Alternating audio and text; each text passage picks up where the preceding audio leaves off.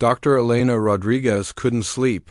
For the third night in a row, she found herself staring at her computer screen at 2 a.m., watching data streams that didn't make sense. The numbers told a story that seemed impossible. According to her calculations, human beings had quietly built the largest space empire in galactic history, and nobody on Earth even knew about it. Elena worked at the Deep Space Monitoring Station in Chile, a place most people had never heard of. Her job was simple: track mining ships and cargo vessels as they moved between star systems. It was boring work that nobody really cared about. Mining companies needed permits, governments wanted tax records, and Elena made sure the paperwork matched reality. At least, that's what she thought she was doing. Everything changed 3 months ago when she noticed something odd in the shipping logs. A cargo vessel called the New Horizon had reported picking up rare metals from the Kepler system. But according to Elena's records, there wasn't supposed to be any mining operation in Kepler. She marked it as an error and moved on. Then she saw another ship, then another. Soon she was finding dozens of vessels reporting cargo from systems that weren't supposed to have any human presence at all. Elena began digging deeper. She spent her lunch breaks calling mining companies, asking innocent questions about their operations. She contacted space traffic controllers at various stations, pretending to update her databases. What she discovered made her hands shake as she typed her notes. Humanity had mining operations in 43 different star systems. Not the 17 systems that were officially recognized by Earth's government, 43. Each one was supposed to be a small operation, maybe a few hundred workers extracting minerals from asteroids. But when Elena added up all the supply, shipments, crew rotations, and equipment deliveries, the numbers revealed something massive. The breakthrough came when she hacked into the shipping manifests of Delta Corporation, one of the largest space mining companies. Elena wasn't a computer expert, but her boyfriend had taught her some basic tricks during college. What she found in those files changed everything she thought she knew about humanity's place in space. Delta Corporation alone was supporting over 2 million people in space-based colonies. Not temporary mining camps, but permanent settlements with families, schools, and hospitals. The manifests showed shipments of playground equipment, birthday cakes, wedding dresses, and thousands of other items that made no sense for a simple mining operation. These weren't work sites, they were cities among the stars. Elena printed out shipping records and spread them across her living room floor. She used colored pens to draw connections between different systems, tracking the flow of people and supplies. The pattern that emerged terrified her. Every major corporation minus Delta, Titan Industries, Stellar Dynamics, and a dozen others wasn't competing with each other like they claimed. They were working together for 20 years, while Earth's politicians argued about space budgets and environmentalists protested asteroid mining. The corporations had been building an empire. They used their public rivalry as cover, making it look like they were fighting over scraps while secretly coordinating the largest expansion in human history. When Delta announced a new mining operation in one system, Titan would quietly set up supply lines to support it. When Stellar Dynamics found valuable asteroids, they would share the location with other companies in exchange for help building the infrastructure needed to extract them. The more Elena researched, the more incredible the truth became. Humans had built space stations the size of small cities, hidden behind gas giants where Earth's telescopes couldn't see them. They had constructed manufacturing facilities that could build entire spaceships from raw materials. Some colonies had been operating for over a decade, with children who had never set foot on Earth.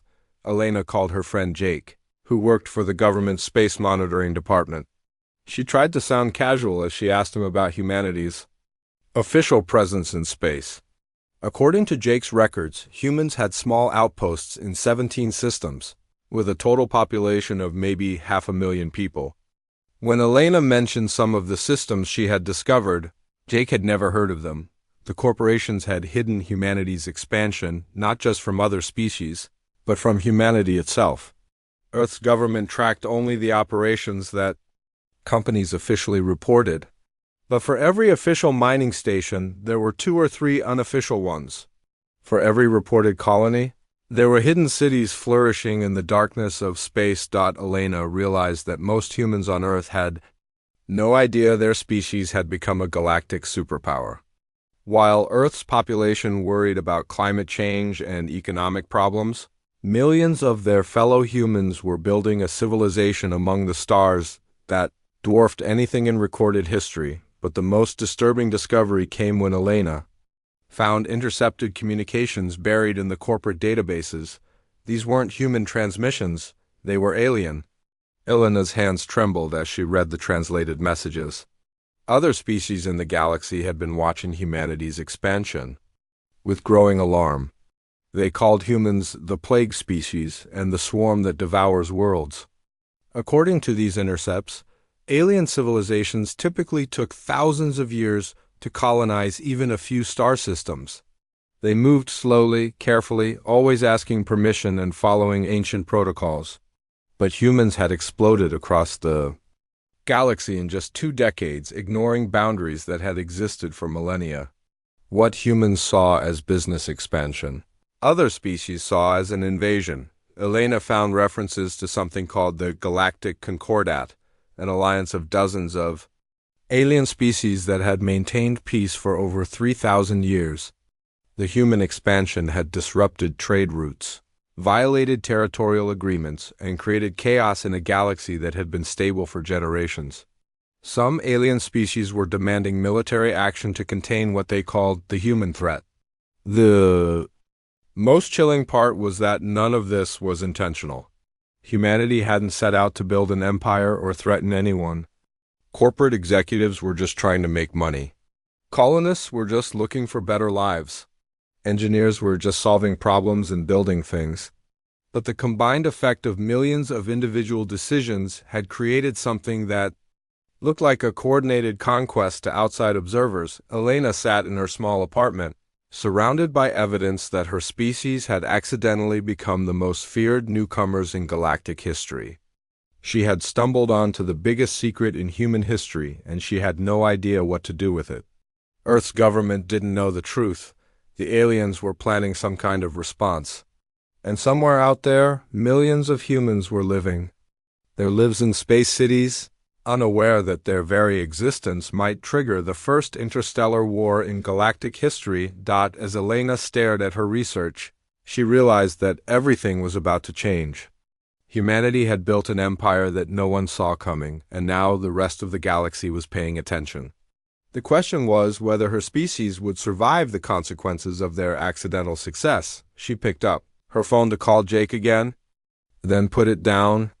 How do you tell someone that everything they know about humanity's place in the universe is wrong? How do you explain that your species has become galactic superpowers without even realizing it? Elena knew that once she made this call, there would be no going back. The secret would be out, and humanity would have to face the reality of what they had unknowingly built among the stars. Ambassador Kelly Harrison had spent 15 years preparing for this moment, but nothing had gone according to plan.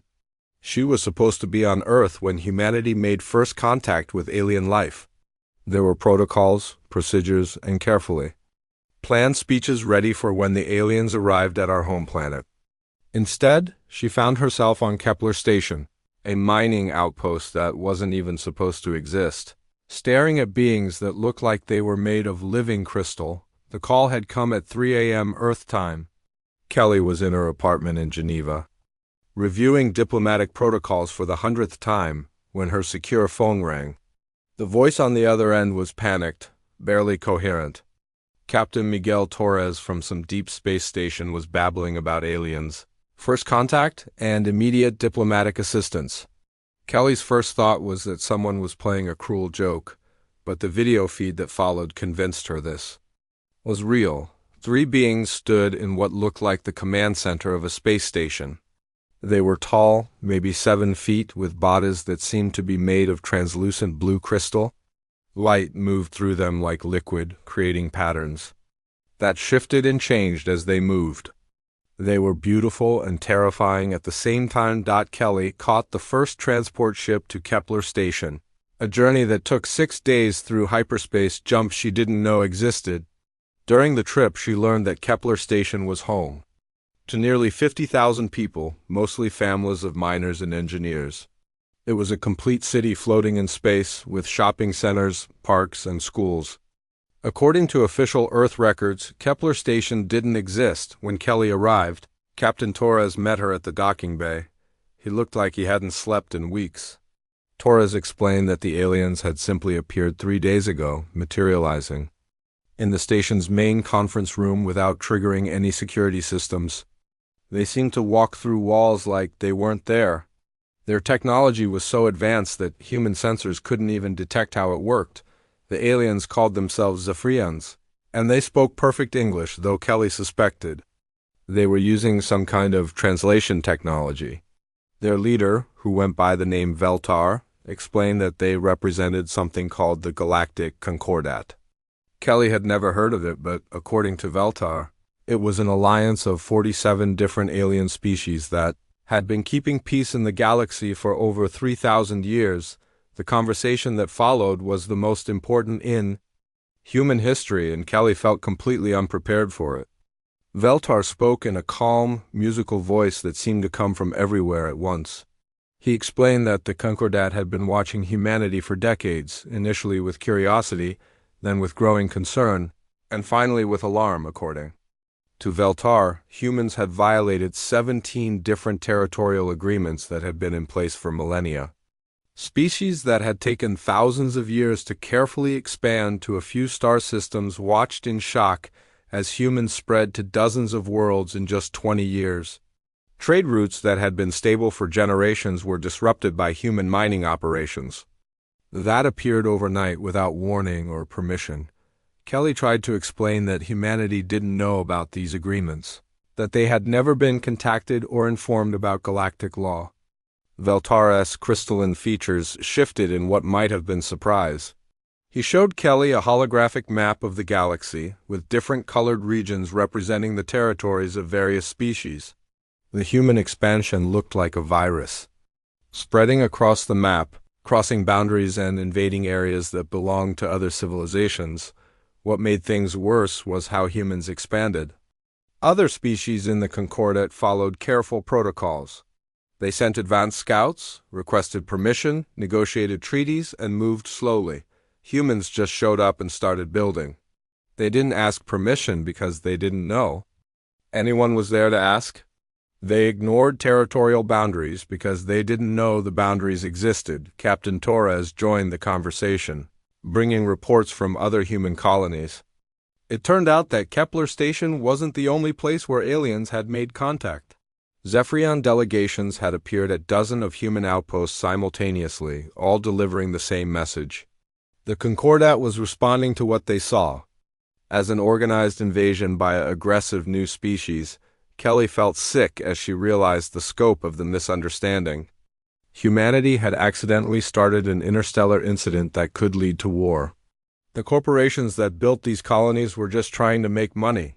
The families living in these space cities were just trying to build better lives.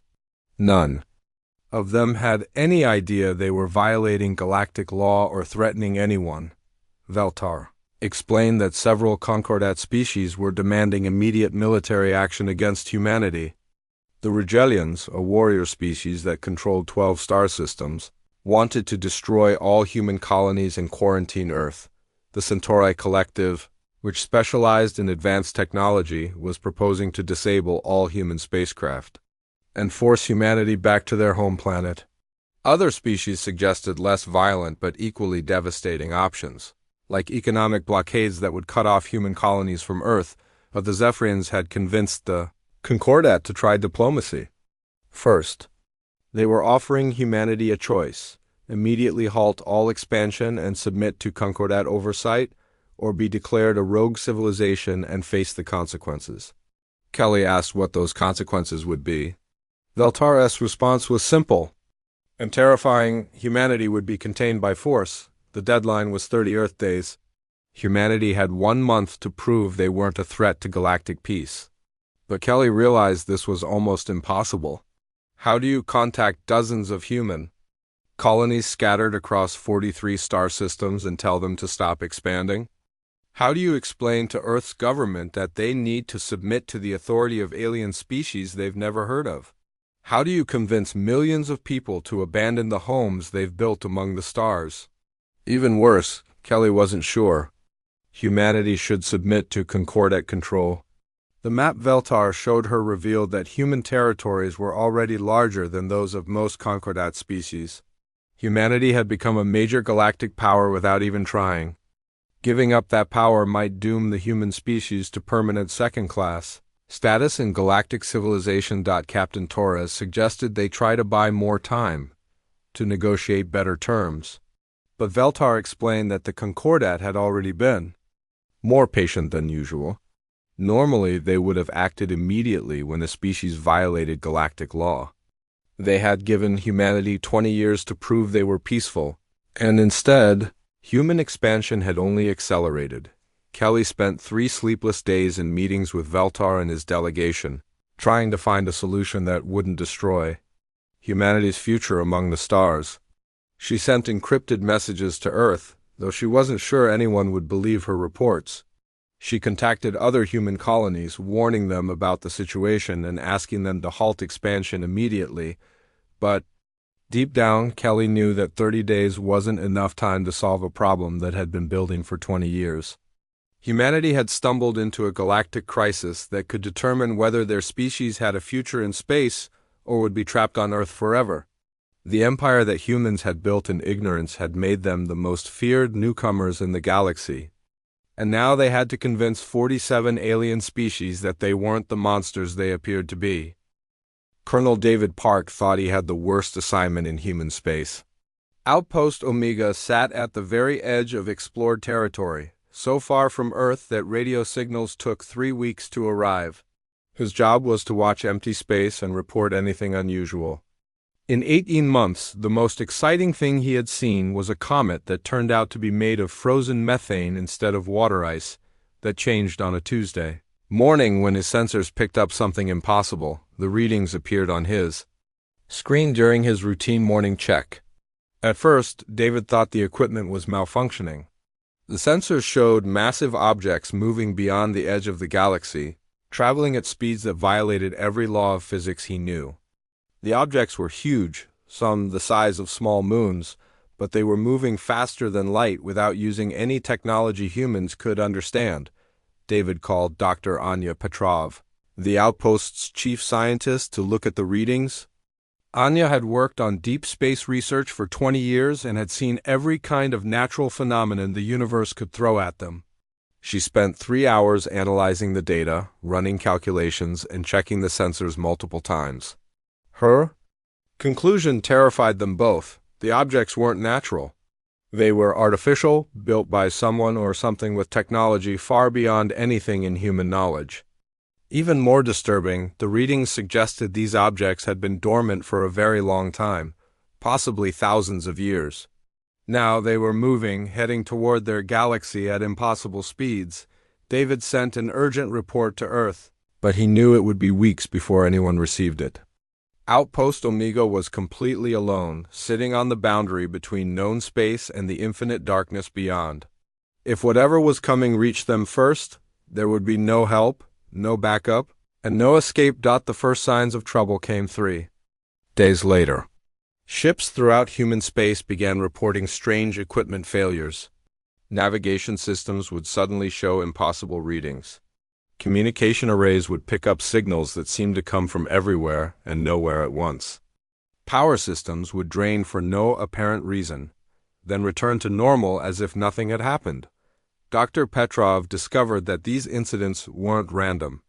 They were happening in a pattern, moving from the outer edge of human space toward the center. Something was probing human technology, testing their defenses, learning how their systems worked.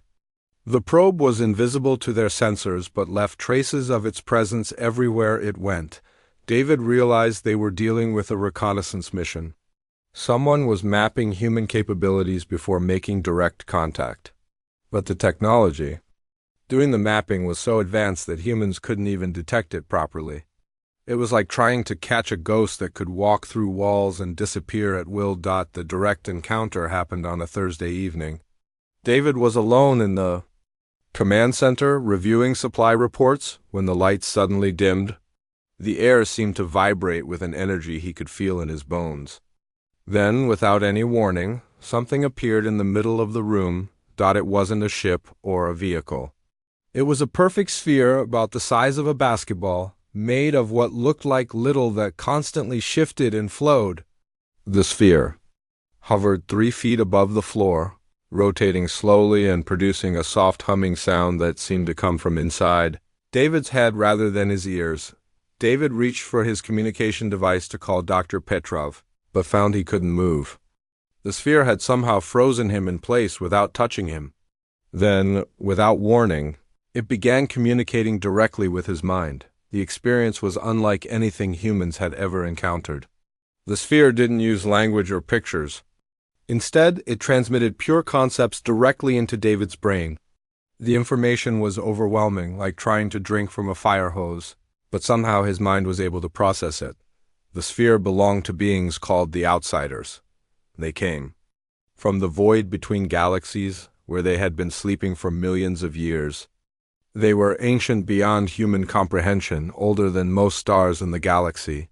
They had once ruled an entire galaxy far from here, but they had consumed everything in it, stripping every planet of its resources and every star of its energy. When they finished destroying their home galaxy, the Outsiders had gone into hibernation, drifting through the emptiness between galaxies in massive ships that were part technology and part living organism. They slept for eons, waiting for the right conditions to wake up and begin feeding again. The signal that woke them came from David's own galaxy.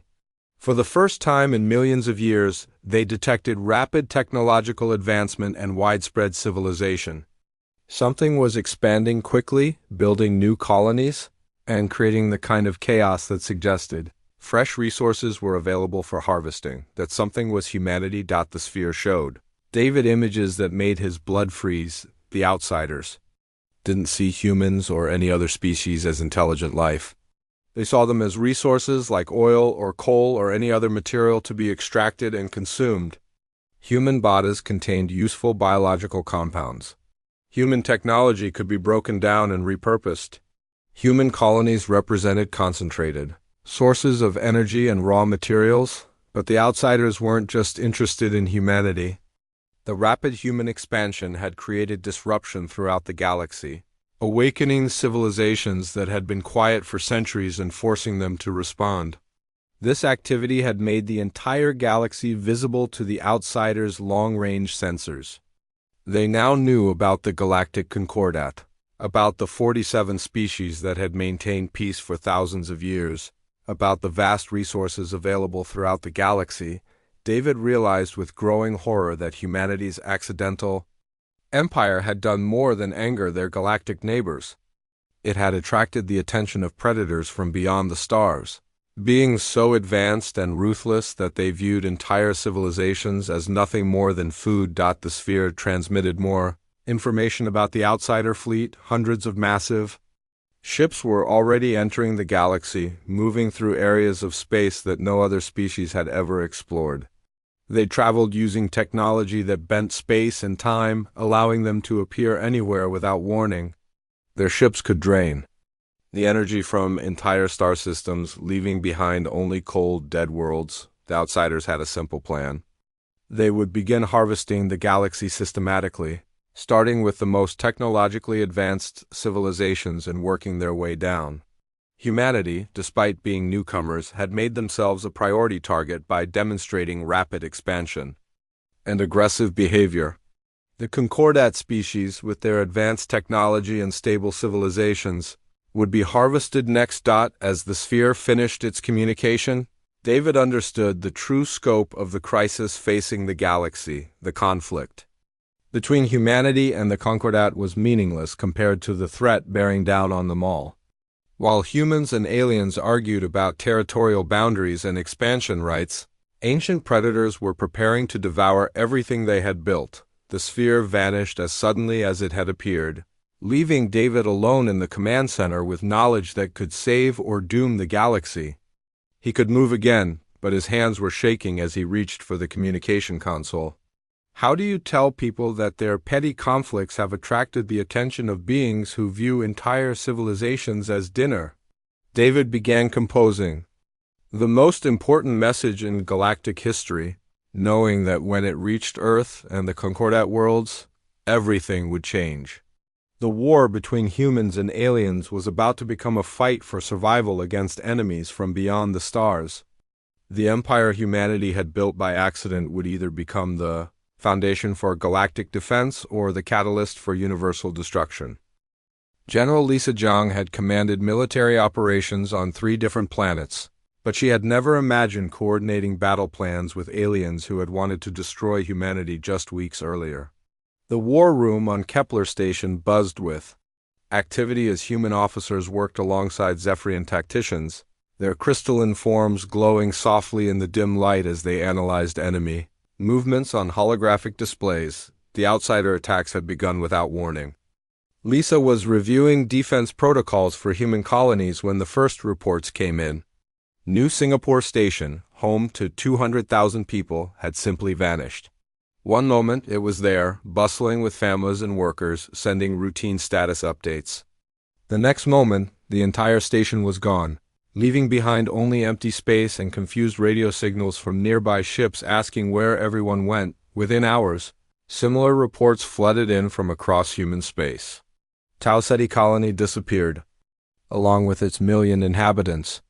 The mining operation at Volf 359 was stripped completely clean, leaving behind asteroids that looked like they had been sucked dry of every useful element. Most terrifying of all, the attacks weren't limited to human targets. Concordat worlds were vanishing too. That's when Veltar, the Zephyrian commander who had delivered the ultimatum to humanity just weeks before, did something that changed everything. He contacted Lisa directly, bypassing all diplomatic channels, and asked for an immediate meeting. When Lisa agreed, expecting another demand for human surrender, Veltar said something she never expected to hear. He asked for help. The meeting took place on a neutral station in the buffer zone between human and Concordat space. Lisa brought her best tactical officers, while Veltar arrived with representatives from 6 different Concordat species. The atmosphere was tense, filled with suspicion and barely controlled hostility. These beings had been preparing for war against each other just days earlier. Veltar explained the situation with brutal honesty.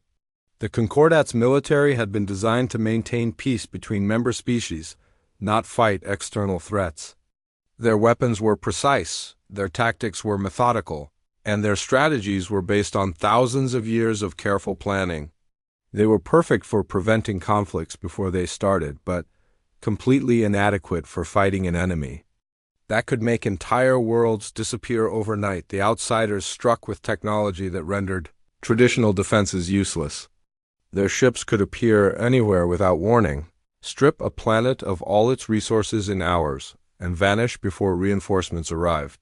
Concordat fleets would arrive at attacked worlds to find nothing but empty space and confused debris fields. But humanity's chaotic expansion had created something the Concordat lacked: redundancy. Where Concordat civilizations built a few heavily defended core worlds, humans had scattered across dozens of systems in seemingly random patterns. Corporate competition had created overlapping supply lines, backup facilities, and duplicate infrastructure that no single attack could eliminate. Lisa realized that what the Concordat had seen as humanity's greatest weakness might actually be their greatest strength. Human colonies weren't connected through careful planning and ancient protocols. They were linked by corporate contracts, family relationships, and business partnerships that created a web of connections no enemy could easily map or destroy. Dr. Benjamin Chun, humanity's leading expert on alien technology, had been working around the clock since the attacks began. When he joined the meeting via secure video link, he looked exhausted but excited. Ben had been analyzing wreckage from outsider attacks, trying to understand how their technology worked. The breakthrough came when Ben combined his findings with data provided by Concordat scientists. The outsiders used a form of technology that operated outside normal space and time, allowing them to bypass conventional defenses. But their technology had one weakness. It required enormous amounts of energy to function properly. Then explained that outsider ships were essentially massive energy collectors. They didn't just steal resources from planets. They fed on the energy released when complex systems were destroyed. The more organized and interconnected a civilization was, the more energy its destruction produced.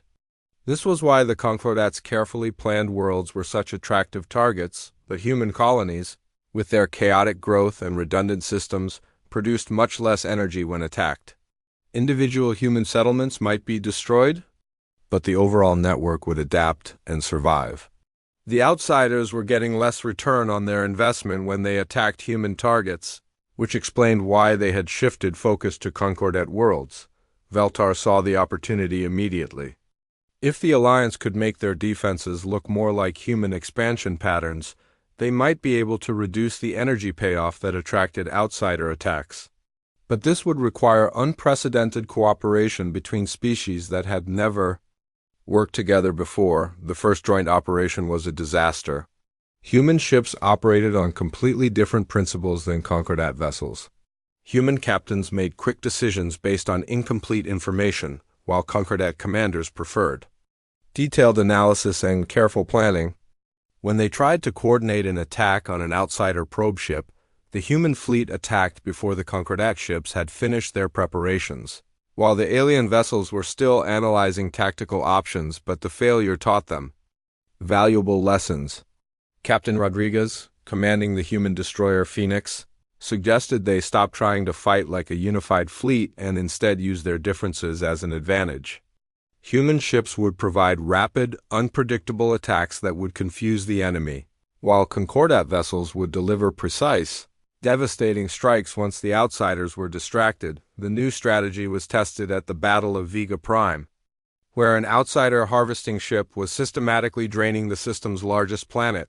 Lisa coordinated the human assault while Veltar managed Concordat forces. The battle plan was unlike anything either side had ever attempted. Human ships attacked in seemingly random patterns, appearing from multiple directions and retreating before the outsiders could respond effectively. The attacks did minimal damage, but forced the enemy to activate defensive systems and redirect energy from harvesting operations. Meanwhile, Concordat ships waited in carefully chosen positions, analyzing the outsider responses and identifying weaknesses. When Veltar's forces finally attacked, they struck with surgical precision at points the outsiders had left vulnerable while defending against human raids. The combined assault overwhelmed the enemy ship's defenses and destroyed it completely, marking the first major victory against the outsiders, but the victory came at a terrible cost. 3 human colonies and 1 Concordat world were destroyed. During the battle, their populations vanishing along with their attackers when the outsider ship exploded. Over 4 million beings died to prove that the invaders could be defeated. The aftermath of Vega Prime changed everything. Human and Concordat officers who had been enemies weeks earlier now worked together planning defenses for their respective worlds. Alien scientists shared technology with human researchers, while human tacticians taught Concordat commanders the value of unpredictable strategies. Dr. Chun made another breakthrough when he discovered that outsider technology was actually vulnerable to the same chaotic approach that made human expansion so successful. Traditional Concordat weapons fired in precise patterns that outsider shields could easily deflect, but human weapons fired in seemingly random sequences created interference patterns that could disrupt enemy defenses. Lisa found herself commanding an alliance that shouldn't have been possible. Species that had been preparing for war against humanity were now depending on human unpredictability to survive.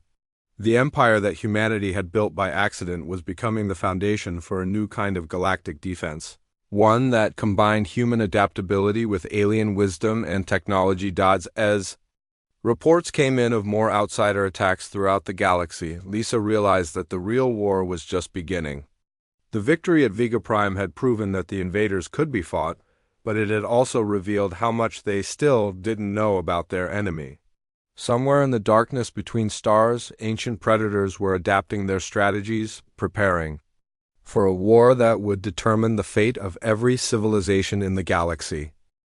Admiral Rachel Foster stood on the bridge of the Destiny, a ship that represented everything humanity had become in the 2 years since the Outsider War began. Half the technology was human, built with the quick adaptability and creative problem-solving that had made humanity's expansion possible. The other half was Concordat technology, precise and elegant, representing thousands of years of careful engineering. Together, they had created something neither species could have built alone. Rachel had never wanted to be an admiral. She had been a cargo ship captain, running supplies between human colonies when the war started. But the conflict had changed everyone, forcing ordinary people into extraordinary roles. Now she commanded the largest military fleet in galactic history, a mixed force of human and alien vessels preparing for what everyone knew would be the final battle. The war had been brutal. In 2 years of fighting, the galaxy had lost over 100 worlds to outsider attacks. Entire species had been harvested, their civilizations reduced to empty space and scattered debris. The alliance between humanity and the Concordat had grown stronger with each battle, but they were still losing ground to an enemy that seemed to have unlimited resources and technology centuries ahead of anything the galaxy possessed. Dr. Elena Rodriguez, the scientist who had first discovered humanity's hidden empire, now served as the Alliance's chief strategic advisor. Her discovery had started this entire chain of events, and she felt responsible for finding a way to end it. Elena had spent months studying captured outsider technology, trying to understand where these beings came from and what they ultimately wanted. The breakthrough came when Elena's team managed to decode data from a damaged outsider probe. What they found was both fascinating and terrifying. The outsiders weren't just random destroyers, they were refugees from their own success. Millions of years ago, they had been much like the current galactic civilizations, building and growing and exploring. But their expansion had eventually consumed everything in their home galaxy. When they ran out of resources, the outsiders faced extinction. Instead of dying, they transformed themselves into something that could survive in the void between galaxies.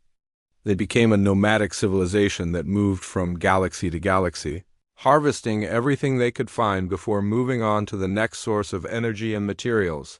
Elena realized that the outsiders saw the current galaxy as just another feeding ground.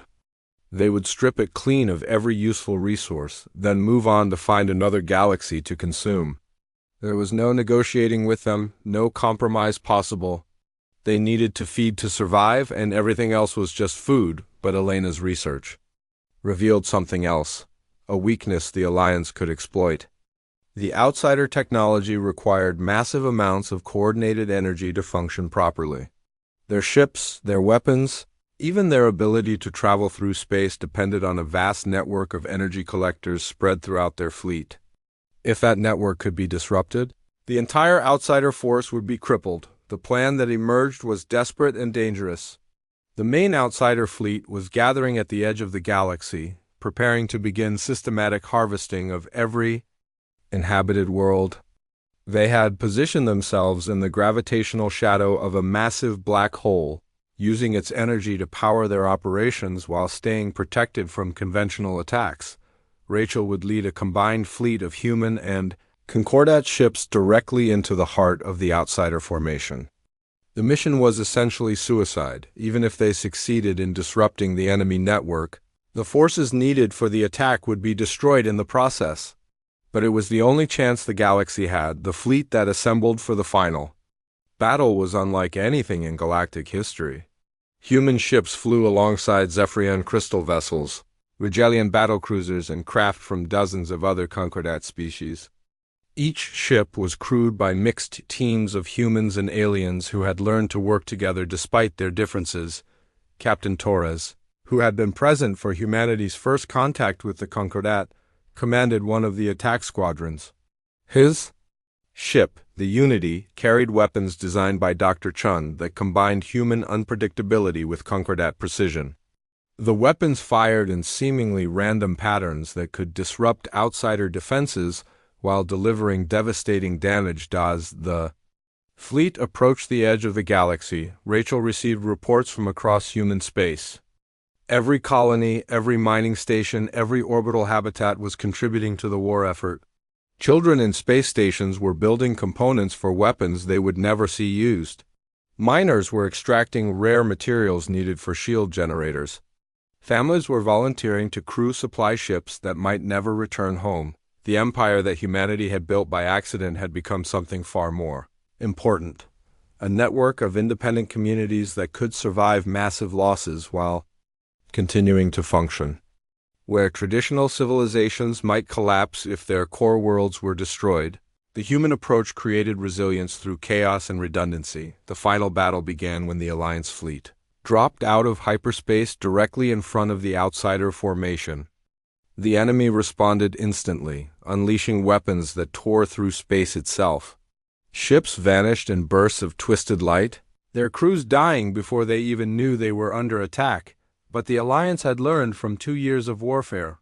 Human ships scattered in unpredictable patterns, making it impossible for the outsiders to target them effectively. Concordat vessels used their advanced sensors to identify weak points in enemy formations.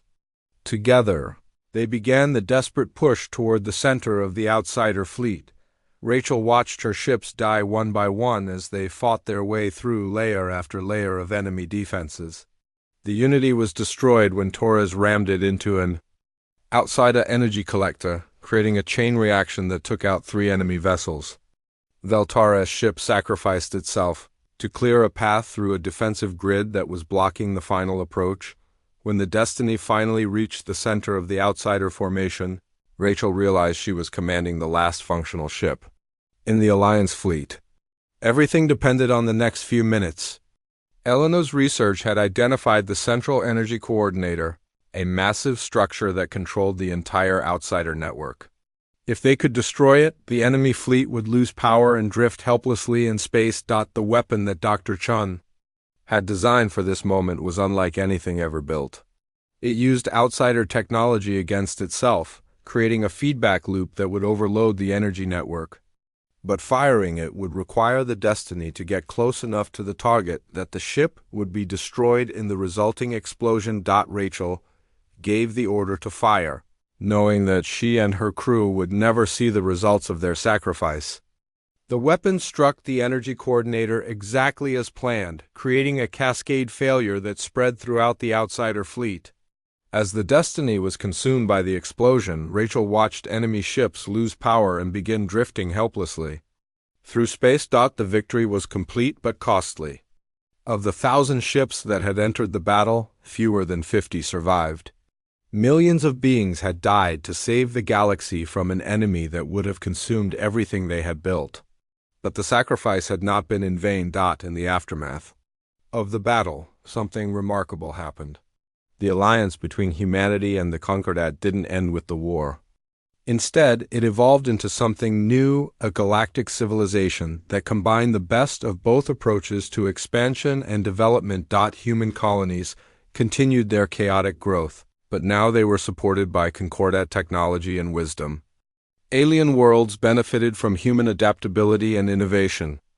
The empire that humanity had built by accident became the foundation for a new kind of galactic society, one that was strong enough to face threats from beyond the stars, while remaining flexible enough to grow and change with the times. Professor Elena Rodriguez, now elderly but still working, often reflected on the chain of events that had started with her discovery of shipping records that didn't make sense.